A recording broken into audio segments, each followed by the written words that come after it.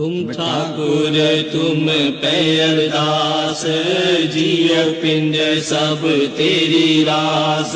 तुम मात पिता हम बालक तेरे, तुम्हारी कृपा में सुख घनेरे।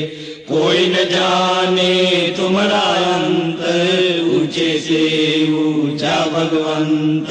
सगल समग्री तुमरे सूत्रधारी, तुम ते हो सो आज्ञाकारी। तुम्हारी गत मत तुम्हें जानी, नानक दास सदा कुर्बानी। तुम्हारी गत मत तुम्हें जानी, नानक दास सदा कुर्बानी। ओंकार वाहिगुरु जी की फतेह। श्री भगवती जी सहाय। वार श्री भगवती जी की पातशाही 10वीं।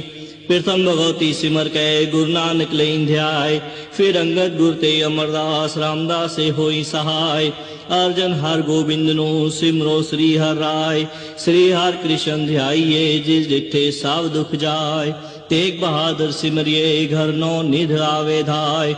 सब थाई होई सहाय। 10वां पातशाह श्री गुरु गोबिंद सिंह साहिब जी सब थाई होई सहाय। 10 पातशाहियां दी जोत श्री गुरु ग्रंथ साहिब जी दे पाठ दीदार दा ध्यान धर के बोलो जी श्री वाहिगुरु। प्यारियां 4 साहिबजादियां 40 मुक्तियां हठियां जपियां तपियां।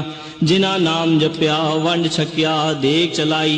तेग वाही देख के अंडिठ कीता। तिना प्यारियां सचियारियां दी कमाई दा ध्यान धर के बोलो जी श्री वाहिगुरु।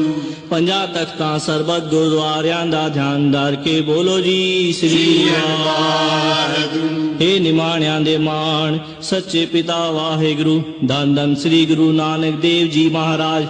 आप जी दे हजूर शबद कीर्तन आरती आनंद साहिब दी अरदास। अखरवा दा घाटा भूल चुक माफ करनी। सरबत दे कारज रास करने। सही प्यारे मेल जिना मिलिया तेरा नाम चितावे। नानक नाम चढ़दी कला तेरे बाणे सरबत दा भला।